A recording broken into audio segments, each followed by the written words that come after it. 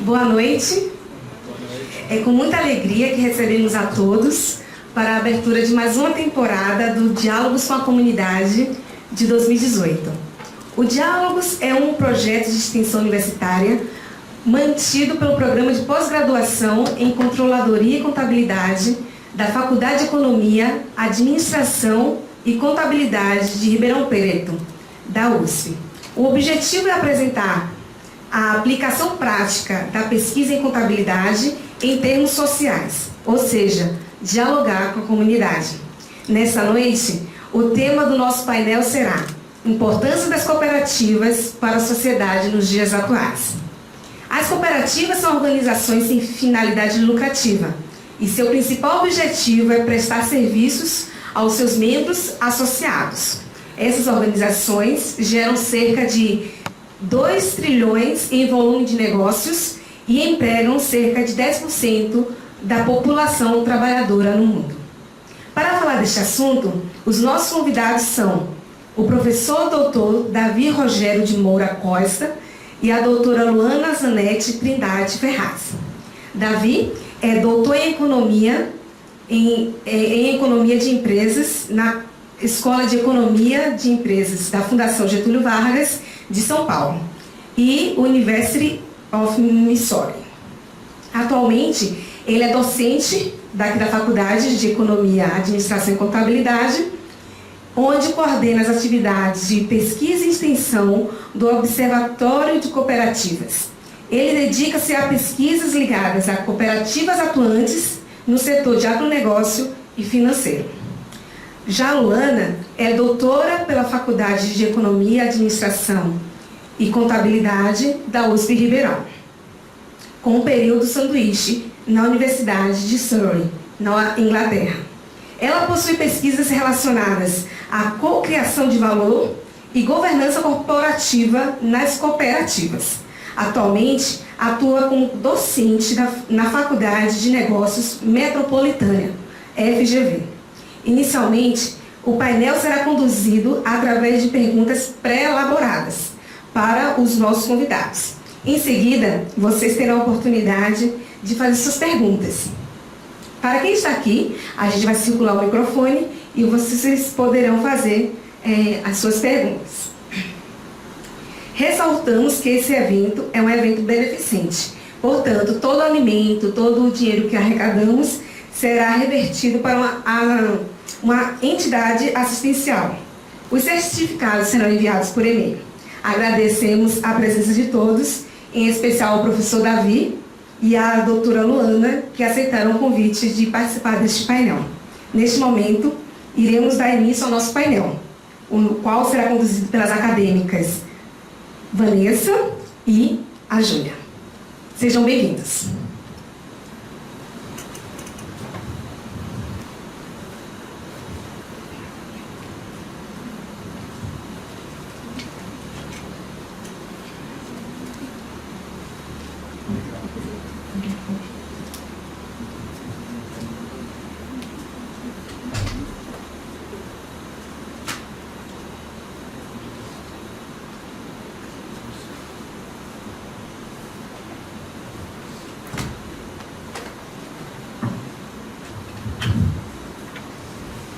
Boa noite a todos. Boa noite, professor Davi, Luana. Mais uma vez agradeço por vocês estarem presentes aqui nesta noite. Para dar início à nossa discussão, a gente gostaria que vocês explicassem assim, como funciona uma cooperativa, de que forma que ela é organizada, qual é o seu principal objetivo, né, na sociedade, qual o papel dos cooperados dentro de uma cooperativa, como que é gerida, né, como é feita a sua gestão e principalmente qual o tratamento desse resultado que a cooperativa gera, né? Que às vezes as pessoas se perguntam, ela é sem finalidade lucrativa, mas ela tem um resultado. O que é feito com esse resultado, né? Então vocês têm o tempo aí para fazer as respostas. Bom, boa noite. As cooperativas, elas são instituições de pessoas que têm a finalidade econômica, mas não lucrativa. O que isso significa? Que ela vai buscar um resultado econômico para os cooperados, mas a finalidade em si não é lucro. Então é um resultado econômico e social para os cooperados que fazem parte dessa associação. Dentro da cooperativa, o cooperado ele vai ter duas funções. Ele é o proprietário e também ele é o cliente dessa cooperativa. Então ele vai ter algumas funções dentro da cooperativa e vai poder ter direito a alguns benefícios. A principal diferença que a cooperativa vai ter das outras organizações, das empresas, das SAs, é que as outras empresas são organizações de capital, que elas visam o lucro. E na cooperativa isso não acontece. Mas não é porque não se visa o lucro que não vai se ter resultado econômico financeiro. Então a cooperativa ela é gerida para ter um bom desempenho, para gerar um retorno para o cooperado, que faz parte dessa organização. As cooperativas elas surgiram com a finalidade de um benefício econômico e social. A partir do momento que há uma falha de mercado ou algum problema econômico, a cooperativa vem tentar suprir essa dificuldade, gerando benefício para os seus cooperados. A partir do momento que o cooperado ele vai ter essa dupla finalidade dentro da cooperativa, ele tem uma distribuição de direito de propriedade um pouco diferente das outras organizações. Como proprietário, ele tem direito aos resultados, que é o direito ao resíduo, que na cooperativa a gente denomina como sobra. Ao final do exercício, normalmente ao final do ano, o cooperado pode ter direito às sobras. Esse direito às sobras é só se a cooperativa distribui essas sobras. E ele pode retornar essa sobra para ele. E como cliente, ele pode usufruir dos benefícios que a cooperativa oferece. No caso de cooperativas agropecuárias, ele pode usufruir de assistência técnica. No caso de uma cooperativa de crédito, ele vai usufruir dos benefícios que a cooperativa de crédito oferece, os serviços que ela oferece. E todas as vantagens que essa cooperativa oferece à organização.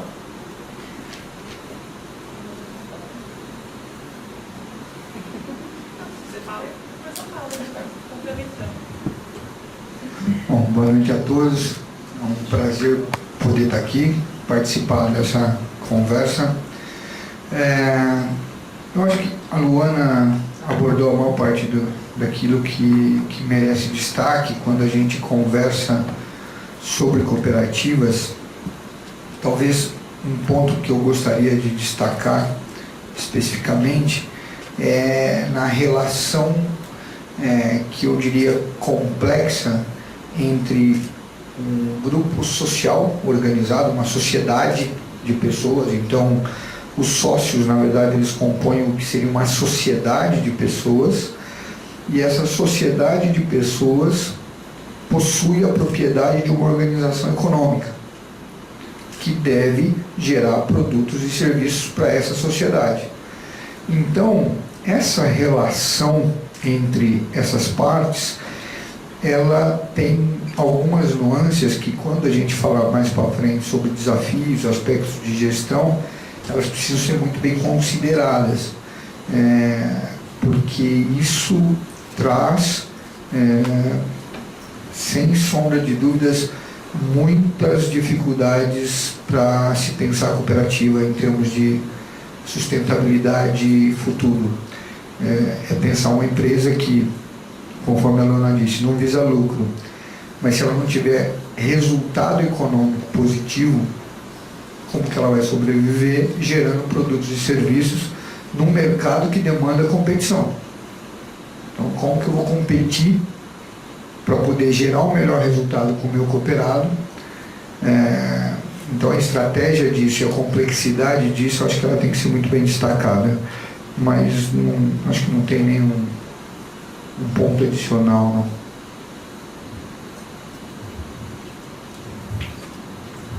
Passando então para a nossa próxima pergunta, considerando que as cooperativas não têm finalidade lucrativa e que muitas enfrentam problemas relacionados à infidelidade dos seus cooperados, como é que essas cooperativas elas se mantêm competitivas no mercado? Quais serão os seus principais desafios nesse contexto?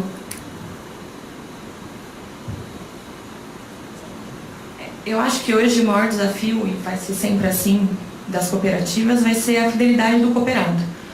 Por quê? O cooperado, ele é sócio da cooperativa, ele é proprietário, mas ele não tem compromisso em entregar, no caso de uma cooperativa agropecuária, a sua produção ali.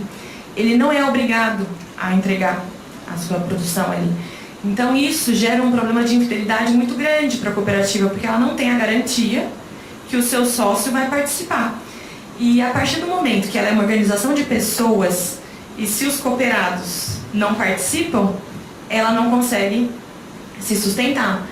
E por que o cooperado não é fiel à cooperativa? Porque ele pode encontrar no mercado ou em outras instituições outras vantagens, ele pode encontrar mais benefícios que a cooperativa não ofereça. Então ele pode encontrar um preço melhor, um insumo com preço melhor, uma tarifa melhor, mais assistência, mais apoio. A partir do momento que ele identifica isso no concorrente, ele sai da instituição cooperativa de entrega e vai para o concorrente. Por quê? Ele não está preso à cooperativa. Ele é sócio, mas ele não tem obrigatoriedade de entregar a sua produção. E a partir do momento que ele não é obrigado, ele pode escolher. Então, ele só vai estar participando da cooperativa se ele tiver algum benefício. Se ele perceber uma vantagem para estar ali na cooperativa. E esse é o desafio que a cooperativa tem que identificar. Será que nós, de fato, estamos entregando valor para o nosso cooperado? Nós estamos sendo competitivos em relação ao mercado? E a cooperativa vai concorrer com as demais empresas do mercado. E se ela não oferecer uma vantagem, o cooperado não tem por que ser fiel a ela. Então, o cooperado tem que perceber vantagem na cooperativa, porque ele só vai estar ali se ele tiver um benefício econômico. Ou não econômico, mas se ele tiver um benefício associado a isso. Então, a cooperativa tem que fidelizar o seu cooperado por meio de alguns mecanismos. Por exemplo, saindo de cooperativas, uma companhia aérea, por que ela faz programas de milhagem com seus clientes? Que é para fidelizar, que é para o cliente sempre comprar com essa mesma companhia aérea. A cooperativa tem que incentivar o seu cooperado a ser fiel, com alguns mecanismos, com algumas estratégias de incentivo. Por exemplo, ela pode entregar um valor a mais de sobra em relação à movimentação, em relação à produção total do cooperado. Se ele entrega 100% da sua produção ali, ele pode ter um bônus a mais por ser fiel. A cooperativa pode ter esse tipo de mecanismo. Ou ela pode oferecer um serviço mais personalizado, mais direcionado para o seu cliente. Ou ela pode oferecer outras práticas dentro da cooperativa, convidando o cooperado a participar mais. Porque a partir do momento que ele se sente mais parte da cooperativa, ele pode ser mais fiel. Não que ele vá ser, mas ele pode ser mais fiel. Fazendo também tentando complementar alguma coisa, eu acho que em termos de desafio, eu acho que eu teria de destaque 2. Primeiro de tudo, que acho que é um problema de conceito. No Brasil, a gente trouxe o conceito muito doutrinário de cooperativa. Ela vem eu tenho que praticar o princípio do cooperativismo, que vem dos socialistas utópicos. Eu tenho que ser uma coisa boa, e eu acredito, pela natureza da cooperativa, que ela é uma coisa boa, um negócio bom. Isso veio em termos de doutrina, todo mundo passou a acreditar nisso. Só que em 1844 isso faz sentido. Vamos mudar o capitalismo pensando em fortalecer o socialismo. Entretanto, num mundo onde a propriedade do meio de produção, capitalismo, portanto, é o regime econômico predominante, a copropriedade dos meios de produção, que é o que se preza dentro de uma cooperativa, o compartilhamento dos meios de produção, ele tem que prezar por algumas questões que são relacionadas ao próprio processo econômico previsto no mundo capitalista. Não dá para trazer esse paradigma socialista para fazer uma gestão dentro de uma empresa no mundo capitalista. Então esse é o primeiro ponto chave. Acho que esse desafio de conceito ele precisa ser muito bem debatido e divulgado dentro das sociedades cooperativas. O segundo, gestão. É um desafio imenso de gestão, dado que as cooperativas têm particularidades, que provavelmente a gente vai conversar daqui a pouco, mas acima de tudo, há uma necessidade de profissionalização da gestão dessas organizações. Da forma como a gente fez no passado, que deu resultado, que foi garantia de sucesso, não significa que vai acontecer para frente. Precisa profissionalizar o gestor. Não estou dizendo que não pode ser um cooperado que faça gestão, mas que seja um cooperado profissional naquilo que faz, que seja remunerado pelo que faz. Isso é profissionalização. Então, acho que, para destacar, só mais esses dois.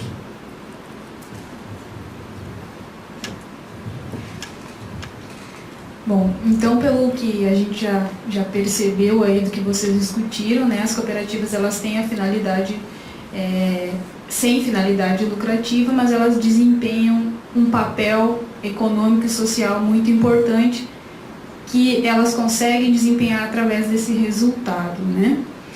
Então a gente pergunta assim, atualmente, nesse contexto que vocês falaram, né, é possível avaliar as cooperativas, mensurar o desempenho da cooperativa apenas por indicadores financeiros, né? E caso não seja possível, como que a gente mensura esse benefício que a cooperativa gera para o associado, que não é só financeiro, tem outros benefícios também? Como que a gente mensura isso para ele? Porque talvez essa evidenciação também seja uma forma de fidelizar ele, né, de trazer ele para dentro da cooperativa, mostrando o que ele recebe de benefícios, ou o que a cooperativa faz para a sociedade. Eu acho que o principal desafio para mensurar valor numa cooperativa está muito relacionado ao que o Davi falou. É a gestão. Por quê? Se a gente vai querer mensurar desempenho, a gestão da cooperativa tem que estar alinhada ao objetivo em si da cooperativa. E muitas vezes acontece que o gestor não tem capacidade para o cargo que ele exerce, que é o que o Davi comentou, que a profissionalização da gestão é fundamental. Então o gestor ele tem que entender que não é só a sobra no final do exercício, se ela for distribuída, ela pode existir, né? Mas não é só a sobra que vai ser mensuração de valor criado dentro da cooperativa. Por quê? A gente pode sim usar indicadores econômicos financeiros na cooperativa. Liquidez, ROA, ROI, a gente pode usar isso. Mas a gente não pode só usar isso como indicadores financeiros. Por quê? O cooperado, como ele é proprietário da cooperativa, ele recebe alguns valores que não são distribuídos de forma pecuniária. E eu acredito que o Davi vai entrar mais nessa parte na hora que ele for comentar. Por quê? Ele recebe alguns benefícios. Assistência técnica. Quem está pagando por essa assistência técnica? A cooperativa. Mas quem é o proprietário da cooperativa? O cooperado. Então, se ele recebe o benefício da assistência técnica, é um benefício direcionado a ele. Então, é um desempenho que a cooperativa está direcionando o resultado para a assistência técnica. Da mesma forma, a educação cooperativa, os cursos, treinamentos que a cooperativa oferece, preços mais competitivos de insumo. Esse benefício superior que o cooperado recebe está vindo da cooperativa. Então, é um valor que seria direcionado a ele, ou que seria direcionado no desempenho financeiro e que está sendo repassado para o cooperado como vantagem competitiva de preço de insumo ou no valor pago na produção do cooperado, um valor um pouco acima do mercado.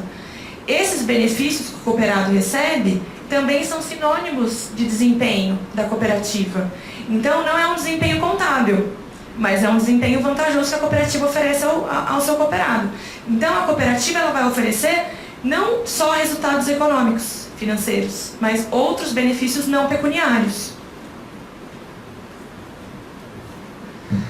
Olha, essa pergunta eu confesso para você que era uma pergunta difícil em termos teóricos, inclusive. Eu até comentava com você que na segunda-feira passada, quer dizer, essa segunda agora, eu fiz uma reunião virtual com mais 5 pesquisadores, pelo menos, do Brasil, da PUC Paraná, da Federal de Minas Gerais, que fica em Belo Horizonte, o pessoal de Viçosa, o Gabriel lá de Santa Maria,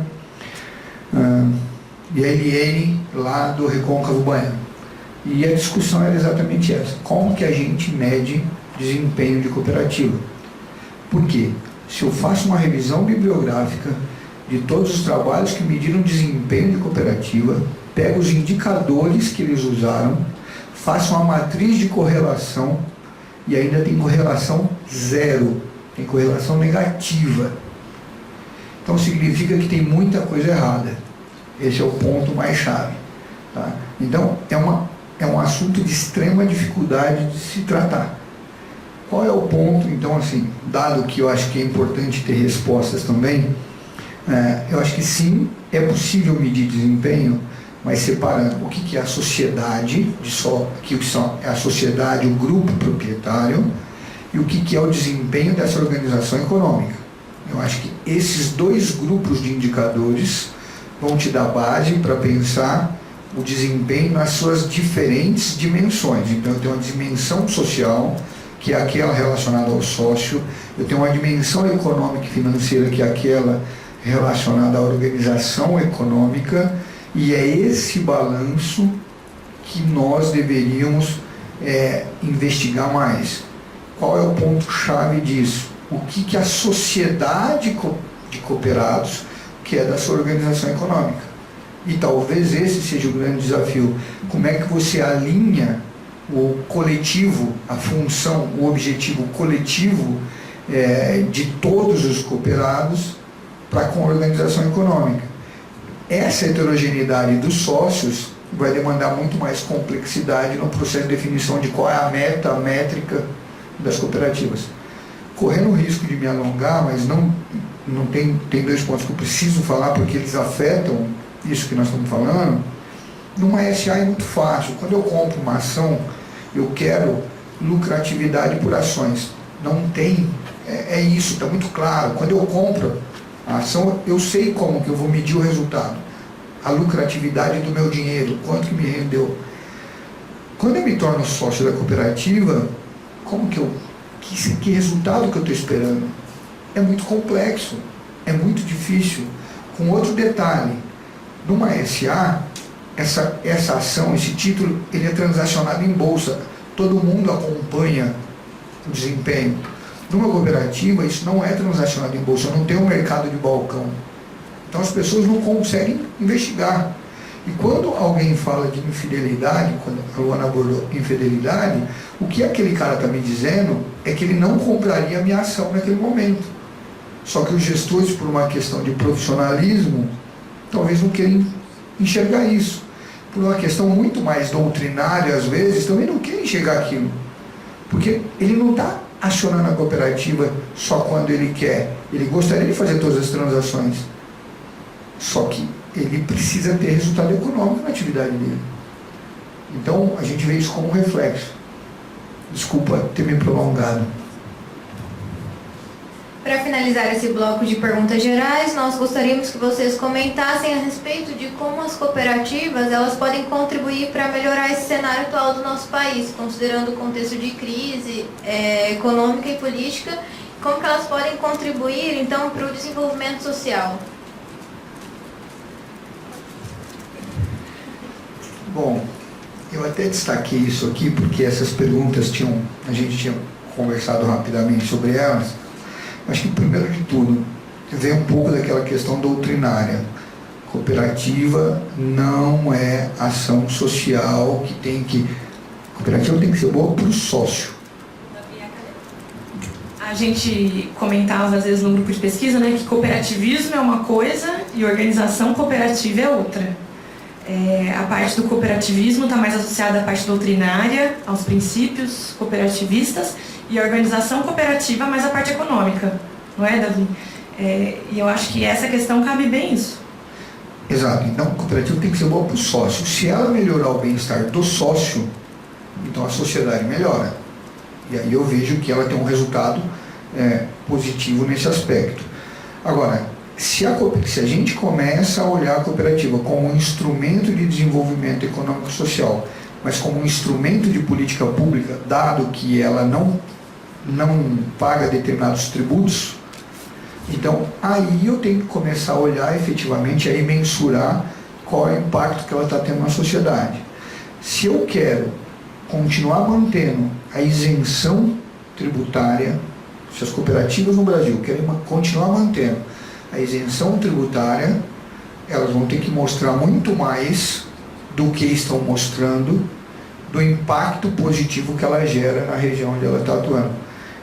Ela tem importância, ela deve, e ela diz que sim, a gente está se esforçando para criar metodologias para investigar esse impacto.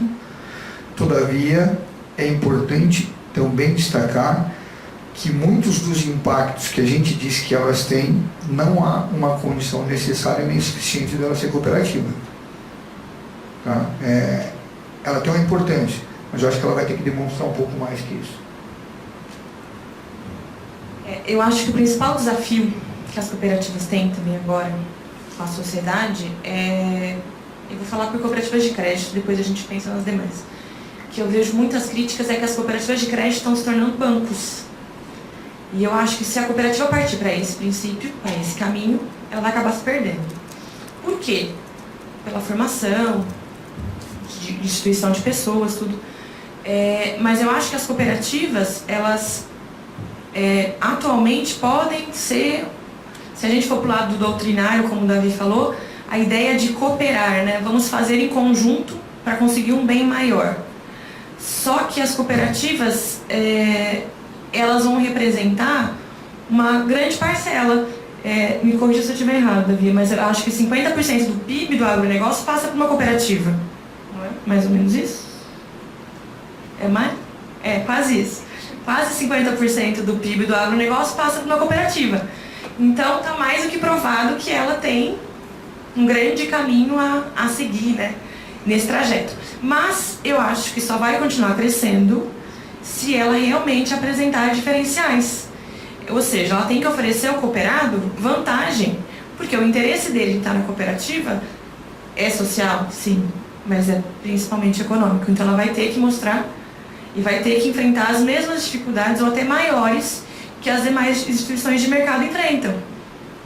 Porque ela tem outros problemas. O fato da direitos de propriedade difusos, tudo isso gera um problema a mais para a cooperativa. Então ela vai ter que achar mecanismos para superar isso e mostrar vantagem competitiva frente às outras empresas concorrentes.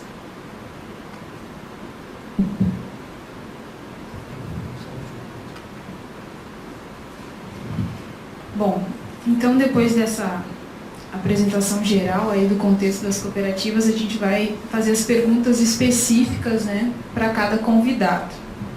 E aí depois a gente vai abrir as perguntas para o público, vocês vão poder fazer as perguntas que vocês desejam, para cada um ou para geral, né. Luana, a sua tese, então, do doutorado, ela teve como título a percepção das ações de cocriação de valor em cooperativas agropecuárias, né, que até você desenvolveu aqui na FEA. Dessa forma, então, eu quero que você explique para nós o que é a cocriação de valor, né?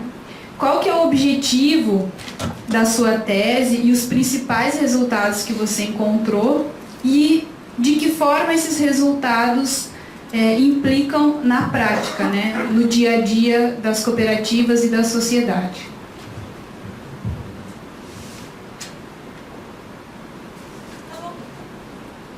Bom, o que eu queria fazer aqui na minha tese de doutorado? Eu e meu orientador, a gente acreditava que de fato existia um valor a mais que o cooperado percebia dentro da cooperativa. Então a gente queria, inicialmente, mensurar esse valor que a gente denominou como cocriação de valor. Mas o que é esse conceito de cocriação de valor? Ele é um conceito de criação de valor em conjunto da cooperativa com o cooperado. Quando o cooperado, como o cooperado é proprietário da cooperativa, ele teoricamente está inserido dentro da instituição, dentro da organização. E ele pode automaticamente, devido a essa distribuição de direito de propriedade, participar da criação de valor. E era isso que a gente acreditava, que a partir do momento que o cooperado cria valor junto à cooperativa, ele tem um benefício a mais, que é resultado do relacionamento dele com a cooperativa.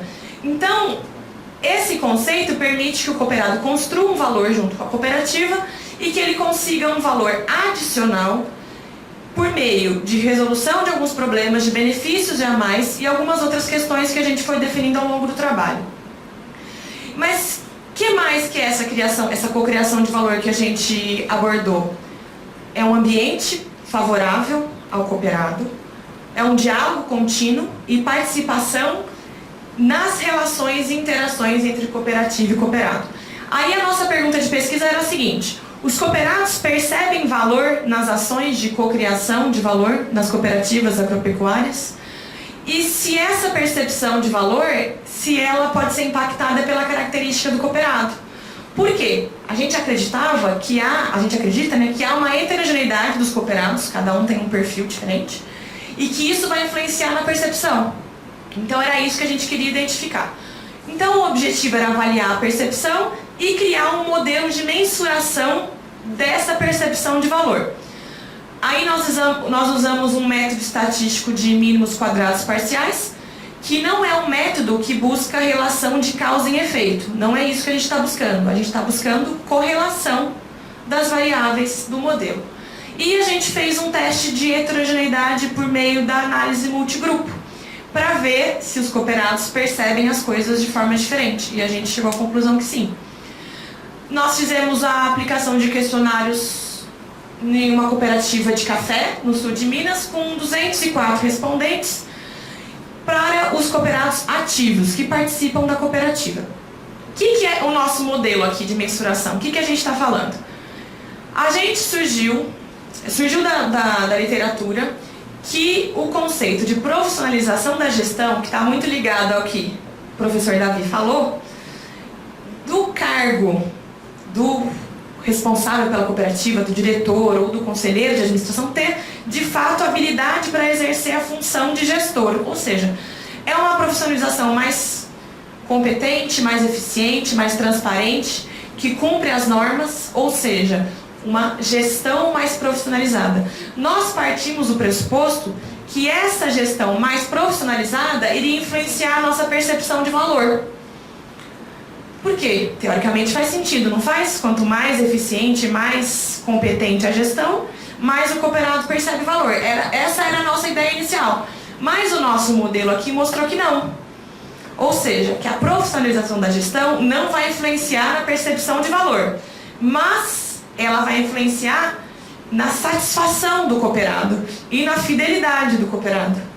Ou seja, o cooperado que percebe mais uma gestão profissionalizada, que ele percebe que o gestor tem competência para aquele cargo, ele tende a ser mais fiel e mais satisfeito com essa cooperativa.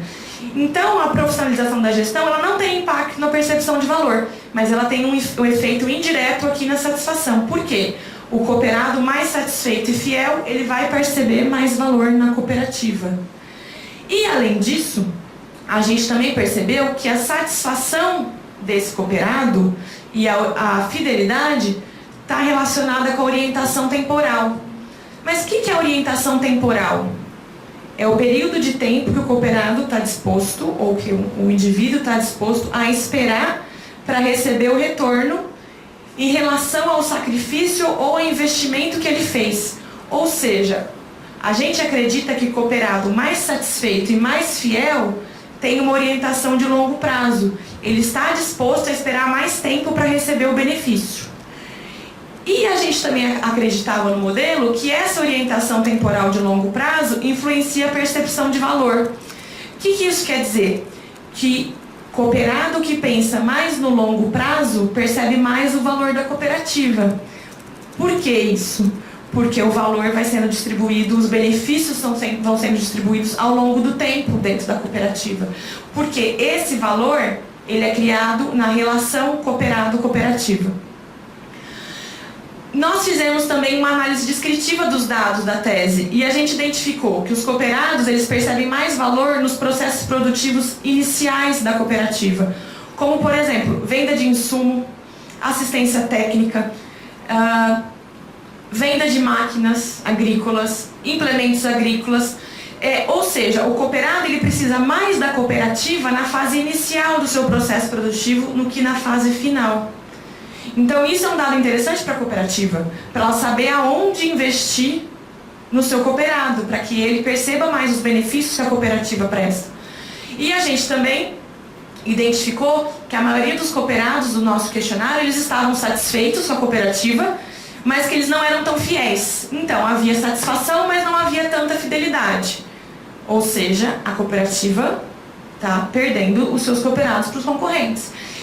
E isso pode sinalizar para a cooperativa o que pode ser investido, aonde ela pode aumentar a fidelidade do seu cooperado, que está diretamente relacionada a essas questões de benefício no início do processo produtivo. E nós percebemos também que a maioria dos cooperados, eles concordam com a profissionalização da gestão, eles acham que a gestão dessa cooperativa é eficiente, que de fato ela exerce a função de forma competitiva e clara. E a maioria dos cooperados eles vão ter uma orientação temporal de curto e médio prazo. O que isso significa? Que a maioria dos cooperados não pensa no longo prazo dentro da cooperativa. E isso está diretamente relacionado a um problema de horizonte, que é um problema que existe dentro de todas as cooperativas. Ou seja, o cooperado não consegue identificar os benefícios no longo prazo. Então a gente conseguiu identificar que de fato há um relacionamento positivo entre a percepção dessas ações de cocriação de valor, ou seja, o cooperado percebe o valor adicional do relacionamento com a cooperativa, então ele não está na cooperativa só pelo preço que ele recebe do café, porque esse foi um caso de uma cooperativa de café, ele está na cooperativa porque ele recebe o preço do café satisfatório, mas ele também percebe mais valor. Então ele está satisfeito e fiel à cooperativa porque tem um bônus, ele percebe um valor a mais nessa relação. A gente percebe também que a satisfação e a fidelidade ela está relacionada com essa percepção de criação de valor. Então o cooperado mais satisfeito percebe mais valor dentro da cooperativa. Então isso também vai ser um sinalizador para aumentar a satisfação do cooperado.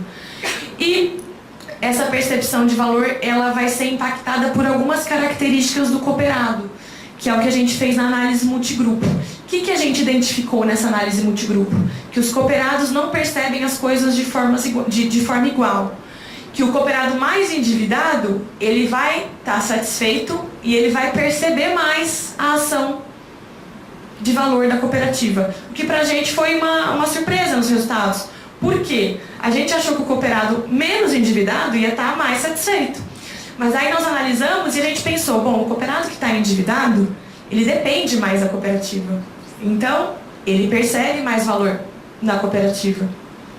O que mais que a gente identificou? Que os cooperados mais antigos, ou seja, que têm mais de 20 anos de cooperativa, eles têm uma orientação de curto prazo. Isso também pode ser, provavelmente, pela idade deles, né? Eles querem resultados mais imediatos. E que o cooperado que tem menos tempo de cooperativa, ele já vai estar com um foco mais no longo prazo.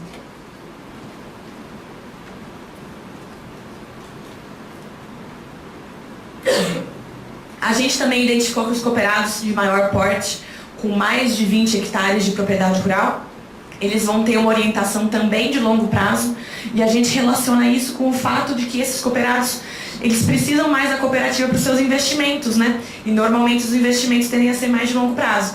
Então o perfil do cooperado de maior porte é de longo prazo.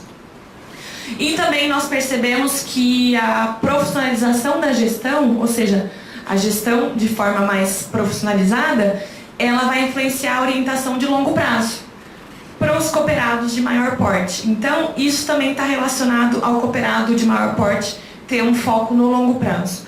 E a gente identificou que os cooperados com menor nível de escolaridade, eles percebem mais valor na profissionalização da gestão. Então, eles confiam mais na gestão. talvez por conhecerem menos, por terem um nível de educação menor. Então eles dependem mais da gestão ser eficiente. Eles percebem isso de forma positiva. E por fim a gente conseguiu identificar nos resultados da tese que o cooperado de fato ele percebe valor nessas ações de cocriação de valor. Então o cooperado ele percebe valor no relacionamento. Então ele não busca só a sobra no final do exercício. Sim, a sobra vai ser um incentivo financeiro interessante, mas ele percebe valor em outros benefícios que a cooperativa oferece por meio de relacionamento. E a gente também identificou que a satisfação e fidelidade e a orientação de longo prazo do cooperado vai influenciar na percepção. Então, cooperados mais satisfeitos e mais fiéis têm um foco maior no longo prazo. E que essa percepção ela vai ser influenciada por características específicas do cooperado. Então, cada cooperado percebe de uma forma. O mais endividado, o menos endividado, o nível de escolaridade, isso vai influenciar na percepção. E esses dados vão ser como direcionadores para a cooperativa, como que ela pode melhorar os seus benefícios. Os cooperados que são de menor porte, eles percebem mais valor na assistência técnica ou nos treinamentos. Então, é nisso que a cooperativa vai investir. Não, os cooperados de grande porte, eles têm mais um foco no longo prazo. Então, vamos fazer projetos de longo prazo para esse tipo de cooperado. E, basicamente, foram esses os resultados que a gente identificou na tese.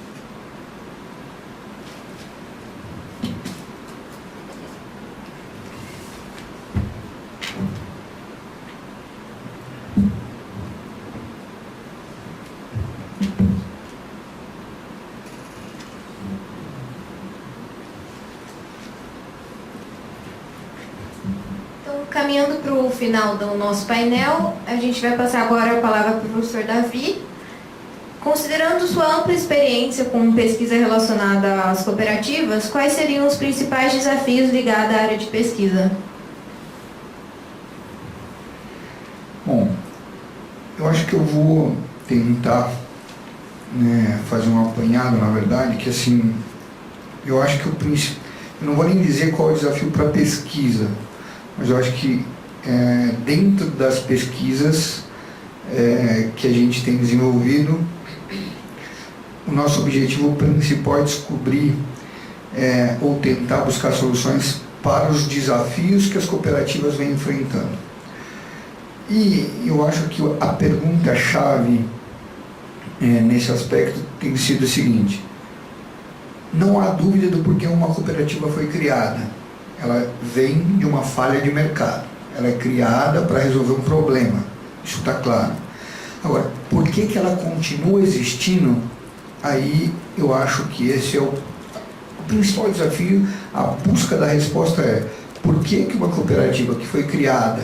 Então, vou pegar exemplo, então, em Ribeirão Preto, a CONAI, quando foi criada, uma cooperativa de leite, tinha muito claro o objetivo do Rubens de Freitas, um dos fundadores, que era: olha, eu não tenho energia elétrica nas propriedades, eu não tenho um caminhão, um sistema de transporte desse leite diário, cotidiano, eu não tenho um sistema de refrigeração, manutenção desse leite, e eu não tenho um mercado consumidor pujante, que venha comprar todo dia. Então, na década de 40, década de 50, faz-se necessária a presença de uma cooperativa. Bom, o tempo passa, eu tenho hoje na propriedade ordenha mecânica, o leite é resfriado, o caminhão pode passar a cada 5 dias que eu não vou ter problema, energia elétrica, eu não vou ter picos de energia para estragar o leite. Quer dizer, qual é o sentido econômico da existência de uma cooperativa que faz a mesma coisa que fazia 50 anos atrás? Por que a CONAI, no caso em particular, e ela existe, por que ela continua existindo? Então, essa eu acho que é a pergunta mais importante, eu diria, na busca dos desafios, né? Quer dizer, por que uma cooperativa continua existindo? Então, eu acho que esse é um primeiro ponto que, para fim de pesquisa, isso é importante, e para que a cooperativa possa fazer reflexão, isso também é importante. Por que eu continuo existindo enquanto cooperativa? Por que meu cooperado quer que eu continue existindo? Porque no fundo é isso. Quem define se a cooperativa existe é o cooperado. Então, eu acho que essa primeira pergunta ela é desafiadora, tanto no mundo empírico quanto no mundo teórico. A segunda parte até tem uma relação com o que a Luana apresentou na tese dela. Fizemos, porque todo mundo vem nessa linha da responsabilidade social das cooperativas, das atividades, da percepção que o cooperado tem. E aí, eu fiz um trabalho com uma aluna, Fabiana Querubim, que a gente olhar o seguinte: atividade de responsabilidade social da cooperativa e fidelidade de cooperado. Então, se é padrão, se a hipótese está correta, quanto mais atividade de responsabilidade social da cooperativa, maior a fidelidade do cooperado. Resultado: zero de correlação, zero de determinante. Não dá nada explicativo. O que dá explicativo? Porque em níveis de fidelidade, a atividade econômica que a cooperativa desenvolve para o cooperado afeta a função de produção dele. Se eu afeto a função de produção, portanto a função lucro dele, ele vai ser fiel. Isso faz sentido, mas isso faz sentido econômico, inclusive. Por que eu faço negócio com a Crédito Conai, que é uma cooperativa de crédito? Eu vou fazer isso porque isso tem um efeito sobre a minha atividade econômica. Eu não vou fazer para perder dinheiro.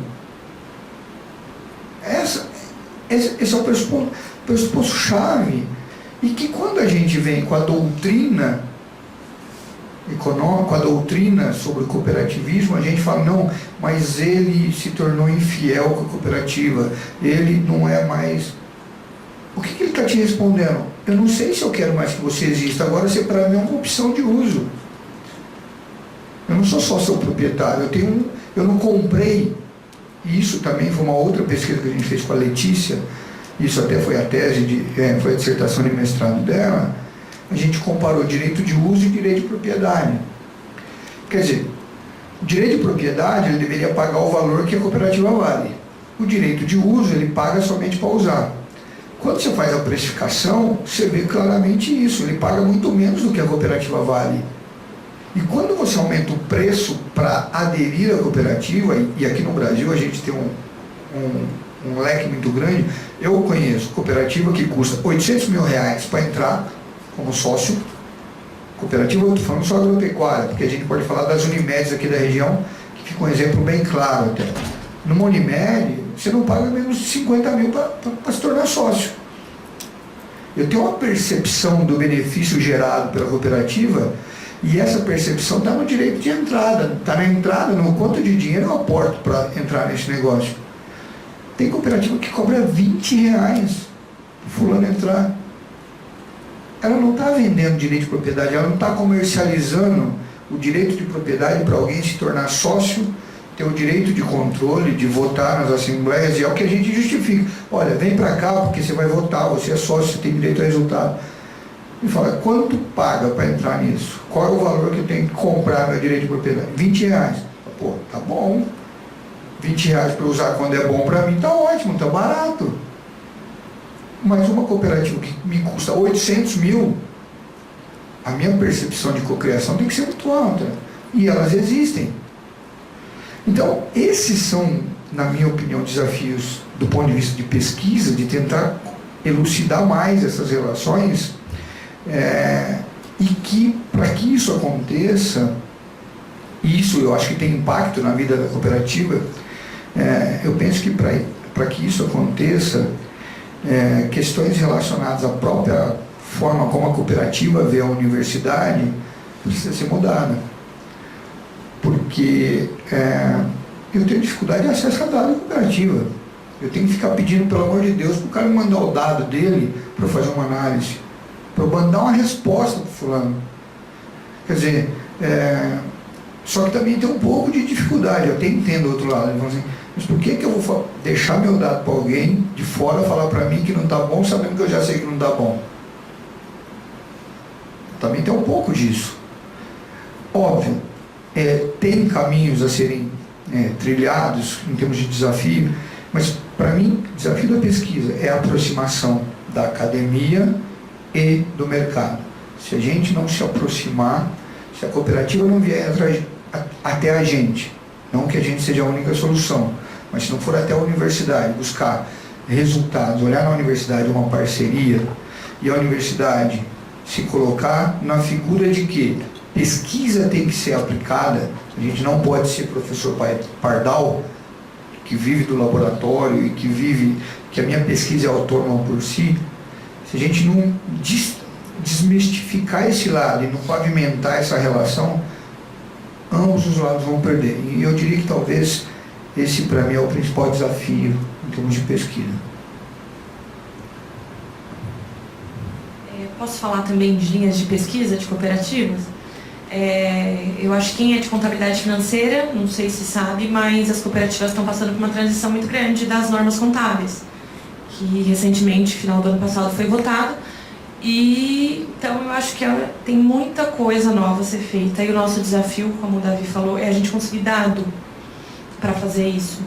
Mas o CPC 14, que é o CPC de cooperativas, a gente já sabe, muitas coisas vão mudar. E a gente vai precisar de pesquisa nisso, porque isso vai impactar diretamente as cooperativas. Então eu acho que é um novo caminho também. Para quem está pesquisando cooperativa, não tem pesquisa. Quase não tem pesquisa de contabilidade financeira em cooperativas. Tem um pouquinho em cooperativa de crédito, porque é mais fácil conseguir o dado. Mas em cooperativa agropecuária tem muito a ser feito. Bom, então agora a gente vai passar para as perguntas do público, né? Quem quiser fazer perguntas, a gente vai passar o microfone.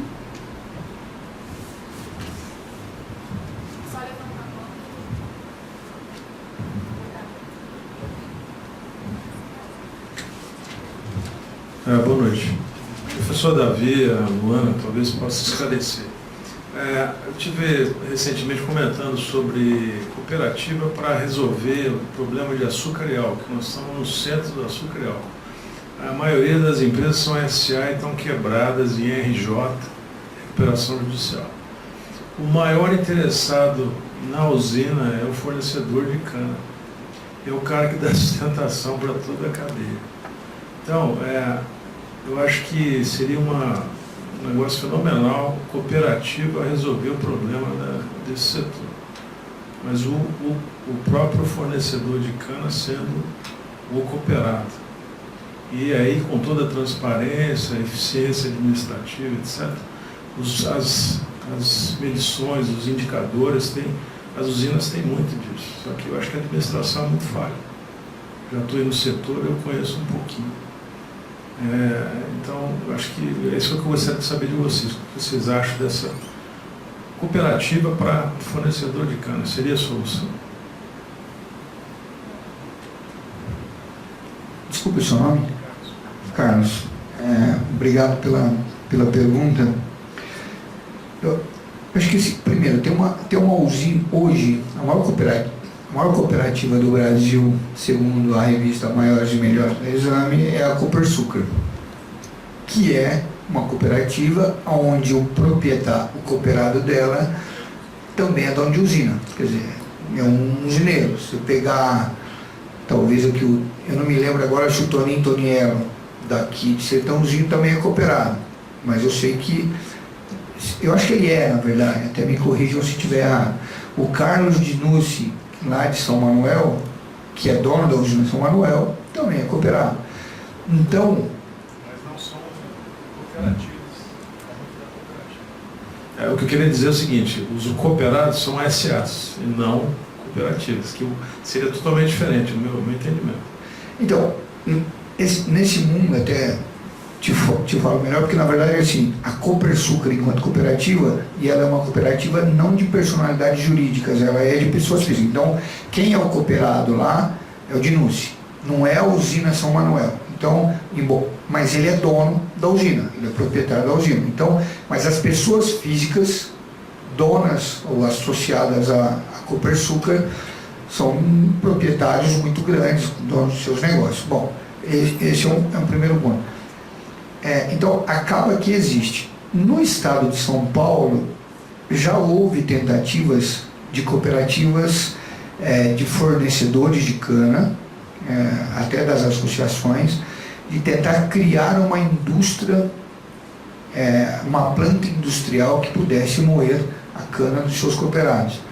E isso aconteceu em outros estados. Eu posso até te falar do exemplo novo, relativamente novo, em Campo Novo dos Parecis, em Mato Grosso. No Mato Grosso, eles têm uma usina de fornecedores de cana, quer dizer, onde o fulano que começou a plantar cana fez a usina. Tá? Isso tem funcionado muito bem em Campo Novo dos Parecis. No Mato Grosso do Sul, teve uma tentativa, mas não foi muito bem, não foi adiante. Então, eu imagino que no estado de São Paulo seja já um problema de organização industrial mesmo, quase que barreiras à entradas. É como se a usina olhasse para você enquanto fornecedor, que entrega todo dia o seu, ou toda a safra, a sua cana para mim, e ela olha o seu movimento de criar uma indústria. Ela fala, tá bom, você pode criar, não compro mais sua cana a partir de hoje. É meio um jogo de xadrez. Então eu nem acho mais que é um problema de não conhecer a estrutura, o funcionamento, mas eu acho que hoje é uma questão mesmo de competição dentro do mercado, né? Eu acho que para mim essa é uma explicação muito clara, que vale se você olhar para o setor de laranja. Até uma época eu escrevi um artigo na Agroanálise dizendo exatamente isso. Poxa, será que as pessoas não enxergam que não dá para, que deveria criar uma cooperativa que fizesse a moagem da laranja? Eu até contei um pouco da história da Copercitrus, que já tinha tido a Frutesp antigamente, bem antigamente, que moía cana, moía laranja, foi para a Copercitrus, que virou a Copercitrus Industrial. As outras empresas de laranja, outras indústrias, fizeram um pool e fizeram uma super oferta. Compraram, na época, aí a gente estudou um pouco do caso, os cooperados, teve cooperado que com o dinheiro que ele ganhou da venda da Copercitrus Industrial, ele comprou casa na praia. Só que aí a piada que veio depois foi que depois que ele perdeu esse padrão de preço da usina, ele teve que vender a casa na praia para continuar o negócio, entendeu? Mas eu acho que é mais uma questão de competição econômica, barreira à entrada no negócio da indústria mesmo. É que a crise, por exemplo, a maioria está em recuperação judicial. Então o fornecedor está vendendo, está recebendo a vantagem e receber o que ele plantou lá, né? Que eu acho que é o ideal. E garantir isso. Eu acho que no café e outras culturas deve ser da mesma forma. Você está garantindo a sua safra. Você está recebendo aquilo que você plantou. Etc. Não, você tem razão. A questão da crise, a crise da dívida agrícola no setor rural, ela ainda é muito alta. Ela começou em 95, 96 e nós temos securitização de dívida até hoje. E não vai ser paga. É uma dívida política mesmo, literalmente. Agora, eu ainda olhando para as cooperativas de fornecedores de cana do estado de São Paulo, que junto dessa cooperativa tem a associação de fornecedores de cana. Então, você pegar essa relação existe, então você tem a cooperativa dos fornecedores e muitas vezes no mesmo prédio você tem uma associação de fornecedores. E aí, do ponto de vista teórico, você fala, mas por que isso existe? Por que deveria existir? O problema é que um funciona para compra em conjunto e o outro funciona para comercialização em conjunto. Então, no caso da associação, a nota sai inclusive em nome do produtor. Então, ele compra e pede para mandar lá na propriedade dele. Mas na hora de comercializar, a associação não pode comercializar, não pode emitir nota de venda. Aí a cooperativa pode fazê-lo. Então, é meio que também uma questão praticamente tributária na existência dessas estruturas, mas que não justificaria, pela competição econômica, a criação direta para competir de igual para igual para uma usina que, embora a usina esteja quebrada, pelo menos não de curto prazo, né? Ok, obrigado.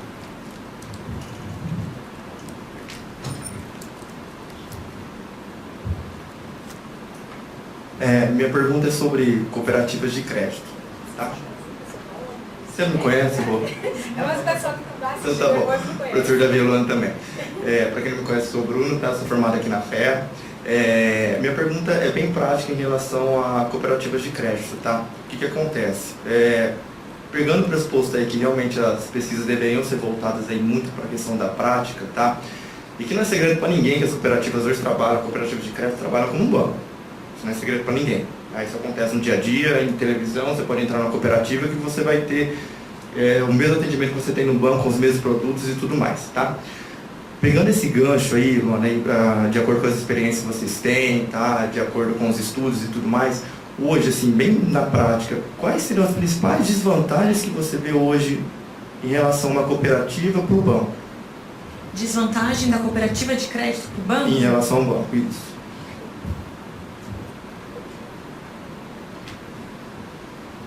Assim, porque existem várias diferenças, né? Então, eu vou te falar o que eu vejo da prática, assim, muitos cooperados, nessa pesquisa que eu fiz, eles chegavam e falavam para mim que a tarifa da cooperativa de crédito estava mais cara que a do banco. Que eles falavam assim, as exigências da cooperativa de crédito aqui, pela nossa safra, tá pior que o banco. E você está falando uma pessoa jurídica ou uma pessoa física?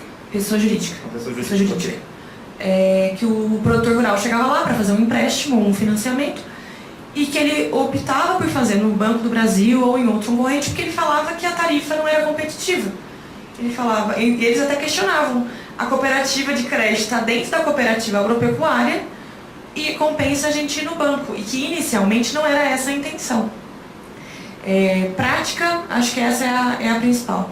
Eu acho que realmente as cooperativas de crédito se perderam um pouco Não sei se perderam ou se tomaram esse caminho de propósito. Até o Banco Central começou a regular as cooperativas de crédito de forma mais eficiente, justamente para assegurar o sistema financeiro nacional e tudo isso de garantia. Mas ela acabou se misturando com o banco. Muitos cooperados não sabem a diferença, não sabem que a cooperativa de crédito não é um banco. Não sabe que ele deveria ter um benefício pelo ato cooperado ali, que ele deveria ter uma vantagem competitiva. Ele não tem. Eu acho que o diferencial da cooperativa de crédito ele vai ser em cidades menores. Eu acho que, por exemplo, em Ribeirão Preto não tem diferença nenhuma. Eu ir na Credit Citrus aqui ou eu ir no banco.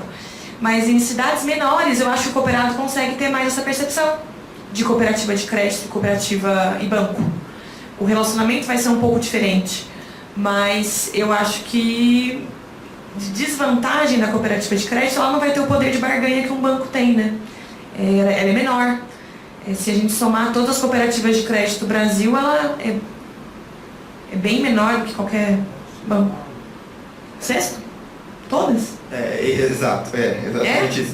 O que acontece também... Na época da minha dissertação não era, então... hoje as cooperativas elas têm uma força financeira muito grande, tá? Em relação, e elas competem de igual para igual em relação ao banco, tá? Em vários quesitos, seja ela na pessoa jurídica, seja ela na pessoa física, e que sim, as taxas deles são mais atrativas e etc. Isso, se você entrar hoje numa cooperativa, num Cicobi da vida, e entrar depois no Itaú, você vai ver que as vantagens em relação a crédito, em relação a taxas, são sim mais representativas, um pouco até pela questão do qual que é a função de cada um deles, tá?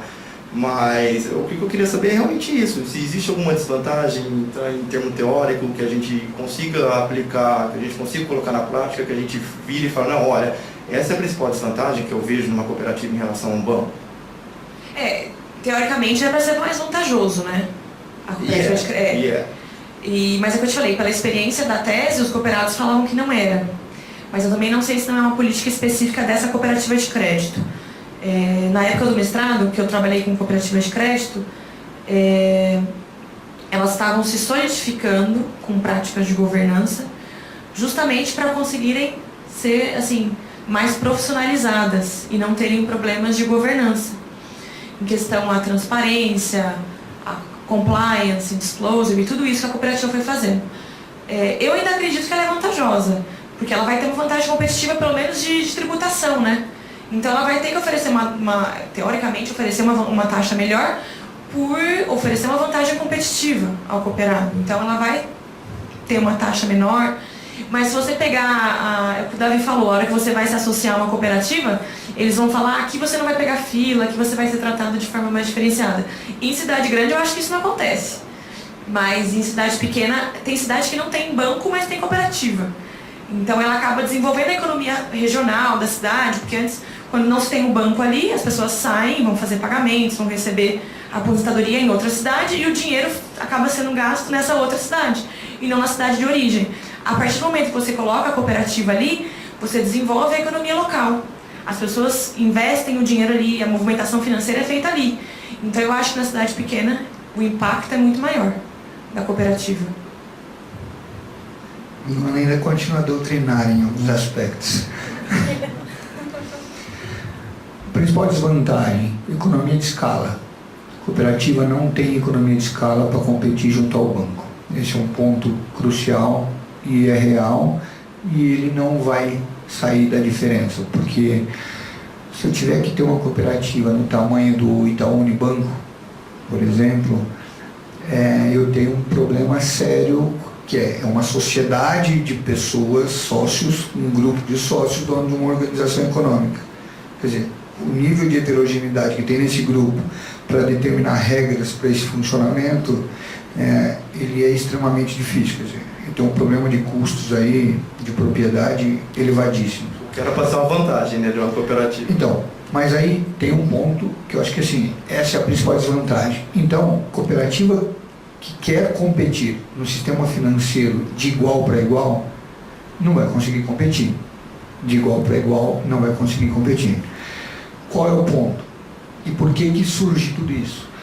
Eu tenho, com algumas regulamentações do Banco Central, praticamente um crescimento desordenado das cooperativas de crédito. Quer dizer, todo mundo agora quer se tornar cooperativa de livre admissão, porque ela pode, antes ela atendia, pegar a Crédito Conai, de novo.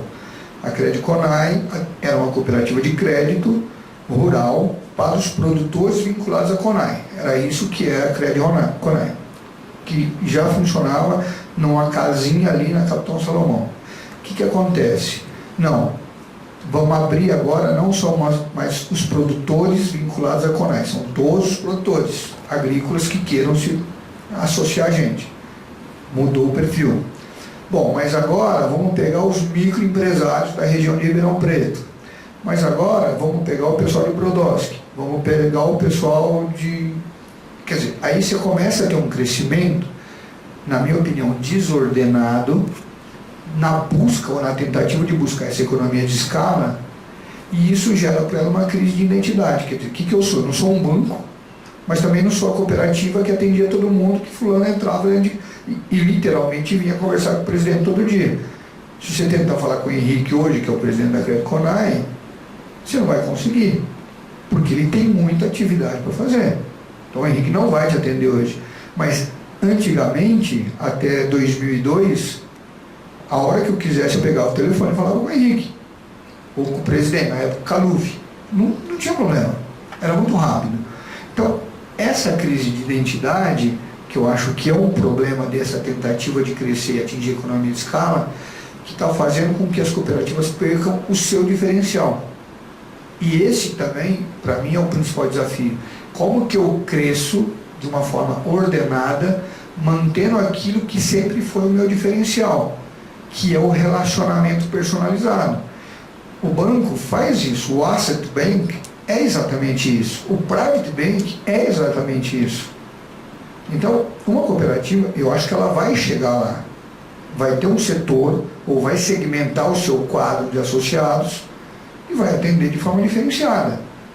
Então, mas ela precisa fortalecer, ou ela precisa voltar a ter a clareza do porquê que ela continua existindo. Porque nessa crise de crescimento, ela perdeu essa identidade para tentar se estabelecer no mercado, incorpora um monte de outras cooperativas. Essa crise de identidade faz com que essa economia de escala, embora você reduza a diferença, não significa mais nada, porque antes eu entrava e falava com qualquer pessoa e era chamado pelo nome, agora eu sou um registro de matrícula e mais nada disso.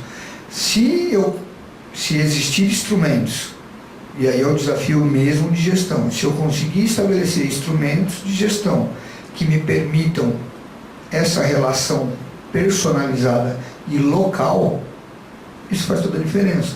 Eu posso te dar um monte de exemplos de cooperativas de crédito fora do Brasil que a base de competição, sem nenhum mérito tributário, é de igual para igual. Então você vai na França, o Crédit Agricole é o principal sistema de crédito da França e é uma cooperativa.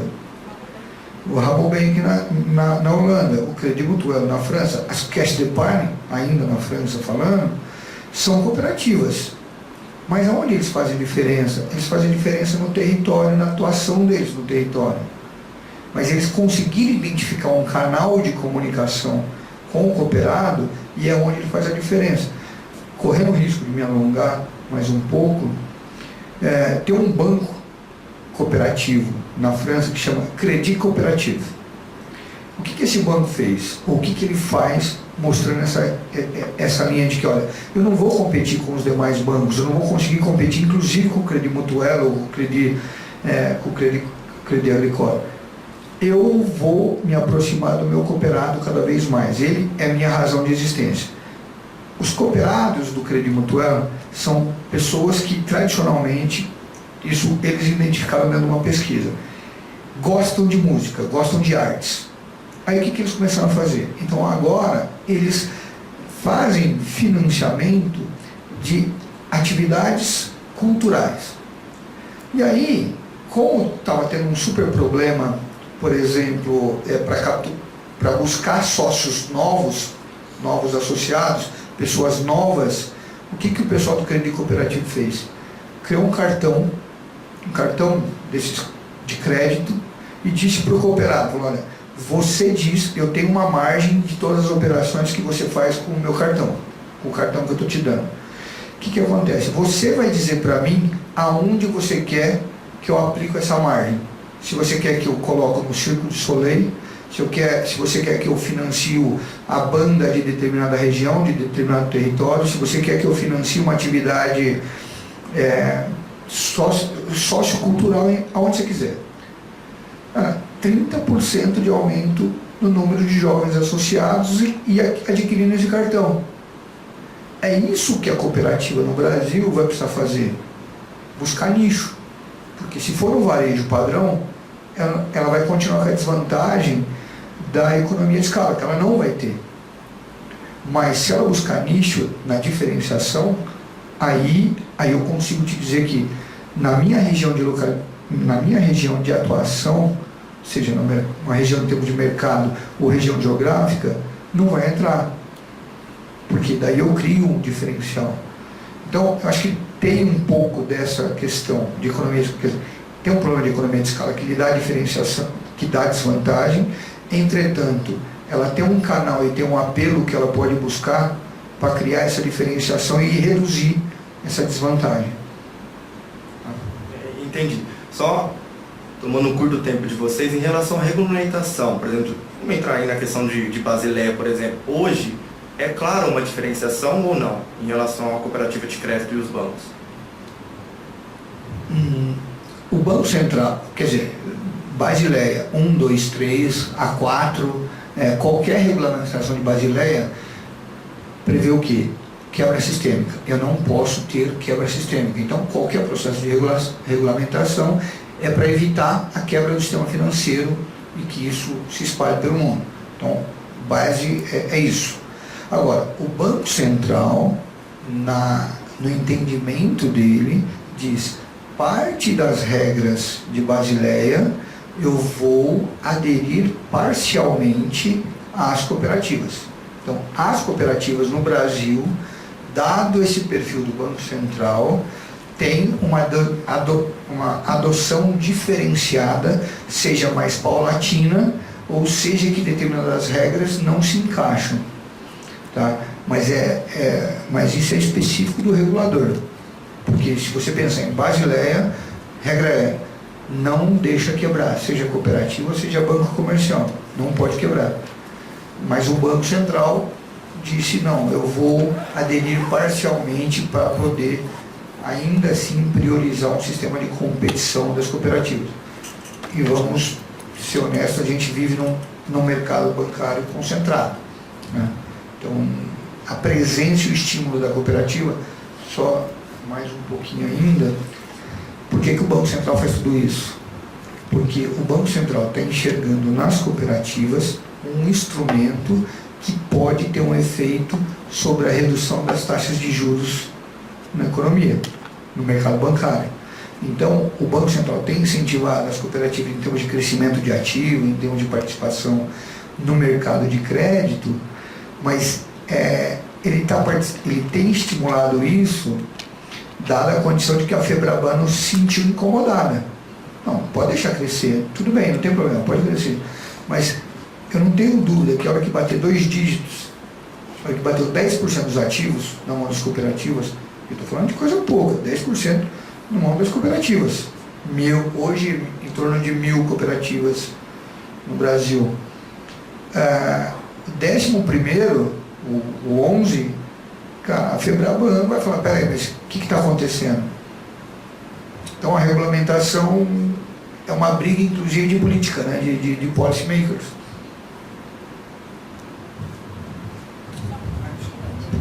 Só complementando, eu acho que a grande diferença de cooperativa de crédito e as demais cooperativas é justamente a regulamentação do Banco Central. Porque o Banco Central tem força de lei na cooperativa de crédito. Então, eu acho que elas conseguem ser muito mais, talvez, eficientes nisso, por causa do Banco Central. E isso não acontece com as demais cooperativas. Então, a partir do momento que você tem um órgão regulador, você começa a instituir algumas coisas de forma obrigatória. E você acaba tendo mais uma vantagem competitiva. Eu acho que essa é a diferença principal entre as cooperativas de crédito e as demais organizações cooperativas. Eu imagino que todo mundo quer fazer alguma pergunta. Eu tinha anotado ali umas 3 para cada um. Mas só que o horário está chegando, né? E quem que tiver alguma pergunta, alguma questão, ou se por acaso está interessado em trabalhar, ser futuro pesquisador do professor Davi, né? Pode mandar e-mail para ele, viu? Já estou tomando liberdade, para entrar em contato com ele. Sempre é uma oportunidade, né? De conhecer um pouco mais. Eu tenho certeza que, pelo menos para mim, foi muito enriquecedor aprender sobre cooperativas, porque às vezes a gente fica muito no viés social, né? Então a gente não tem aquela outra ideia, um pouco de mensuração, né? O outro lado da moeda, né? Foi muito bom ter vocês aqui, principalmente semana de Páscoa, né? Então uma salva de palmas, por favor. E nós gostaríamos de dar assim, uma premiação aos convidados, assim, uma premiação intelectual, né? Júlia, por favor. Professor Davi, uma salva de palmas para ele, gente. Lucas, por favor, tira aqui. Tirar foto, registrar.